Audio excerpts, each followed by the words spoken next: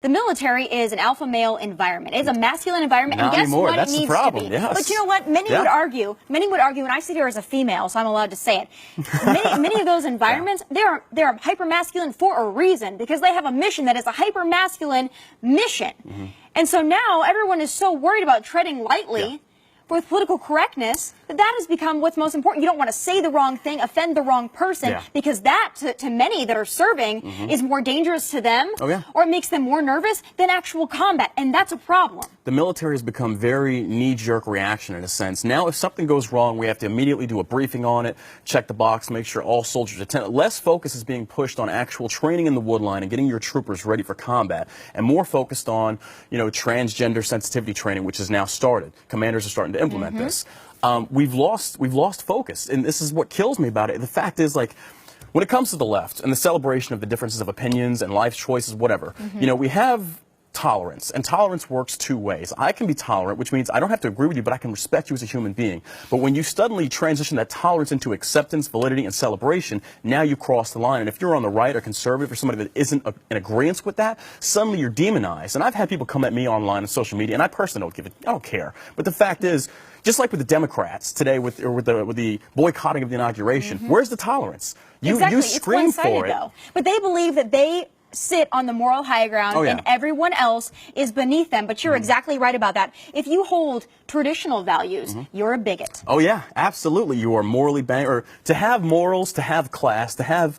And, I'm not saying that you have to be this way, but if you do choose to go this way, it's almost the point, I love how Milo comes out and says it's harder to be a conservative in today's society than it is to be gay. Oh, of course it is. It's a funny thing about it. It is 100% what I've spoken to so many that believed to be in disenfranchised communities, whether it be minority communities, the trans community, what have you. And I ask them about the hate that they get online, and most people are generally pretty supportive. And then I say, oh, that's great. But I sit here as a conservative and I speak my truth, and I am ripped up one side and down the other, not because I've done anything wrong, not because I've been hateful to anyone, but because I stand in my truth and I speak my truth and I come out and say the things that a lot of Americans are thinking, like the fact that we shouldn't be paying for hormone treatment therapy for those in the military. Absolutely. And that should be acceptable to say. That position should be acceptable to put forth without being labeled or called names. But the thing is, you have to say, it's almost like when you say these things, you have to say everything that encompasses it. So it's not saying that I'm against them getting that operation or getting that treatment outside of the military. Again, it's your life,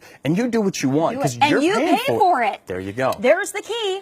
The same thing. That's where I fall on a lot of the social issues, and that might not even be the most conservative thing. But I say, if you want an abortion, get an abortion. I don't want to pay for it. You want trans therapy?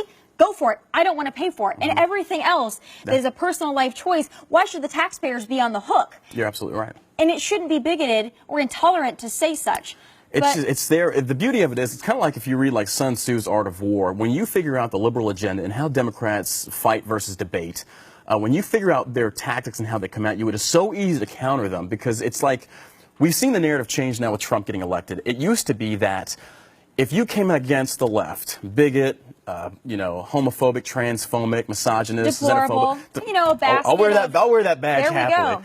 But now these labels are no longer applying. People are just like the BLM. It's like, oh, you're racist. There's systematic racism. We'll point out where. And well, yeah, absolutely, if it's justifiable. If it's not, don't sit there and it's like the boy who cried wolf, and America's getting sick of it. And now we have Trump. And it delegitimizes those that are actually victims. It certainly does. But you know what? I think that's the greatest thing, and the left still doesn't understand it. Meryl Streep doesn't understand it. None of them, all these boycotters, they don't understand it. That the election of Donald Trump happened because of them.